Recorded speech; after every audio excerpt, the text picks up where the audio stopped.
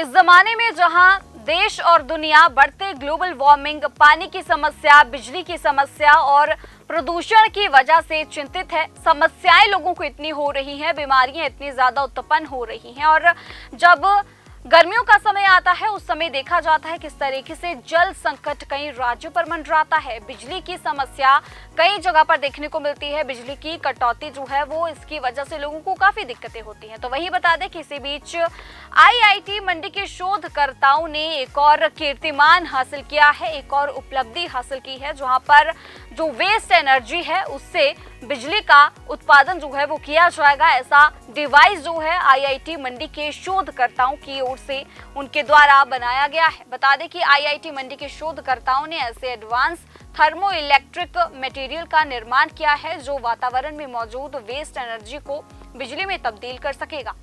IIT मंडी के school of physical sciences के professor doctor Ajay Soni ने अपने सहयोगियों के साथ मिलकर बड़ी यूनिट सेल मिनरल चाल्कोजेनाइड्स पर गहन अध्ययन किया। प्रोफेसर डॉक्टर अजय सोनी ने बताया कि हम रोजमर्रा के कार्यों के लिए ऐसी चीजों का इस्तेमाल करते हैं तो एनर्जी का उत्पादन करते हैं। इसमें घर में इस्तेमाल होने वाले पंखे, रेफ्रिजरेटर, कार या फिर छोटे बड़े सभी प्रकार के उद्योग शामिल हैं। इनसे रोजाना वेस्ट एनर्जी निकलती है जो कि ग्लोबल वार्मिंग का कारण बनती है, लेकिन अब इस वेस्ट एनर्जी को एडवांस थर्मो इलेक्ट्रिक मटेरियल की मदद से दोबारा बिजली में कन्वर्ट किया जा सकेगा। हालांकि इसके लिए अभी एक मॉड्यूल का बनना बाकी है, जिसके बाद इस एनर्जी को बिजली में तब्दील करके इसका इस्तेमाल जो है वो किया जा सकेगा। इस पर कार्य जारी है। शोधकर्ता डॉक्टर केवल सिंह राणा ने बताया कि जो शोध किया गया है उससे दूर दराज के क्षेत्रों में बिजली उत्पादन में काफी ज्यादा मदद मिलेगी, क्योंकि वातावरण की वेस्ट एनर्जी का अभी तक कोई इस्तेमाल नहीं हो रहा है और अब इसके सही इस्तेमाल की तरफ जो प्रयास किया जा रहा है उसके सार्थक परिणाम सामने आ रही हैं। So we have been working on the materials which can convert the waste heat which is available in the environment into the useful electricity. For instance, if we talk about the waste energy or the waste heat, so industry has a lot of waste heat, even the home appliances has a lot of waste heat, and if we are able to convert that waste heat into a useful electricity, that will be a good renewable source of the energy.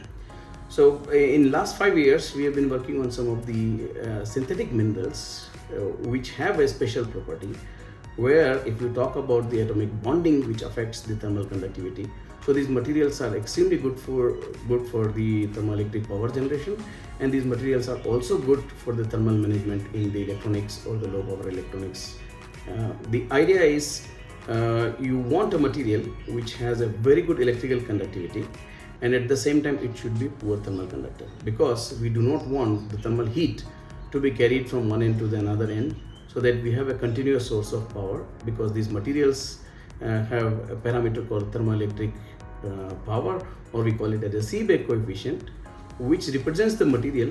When the material is put into the thermal gradient, it provides a voltage which is as a function of the thermal gradient.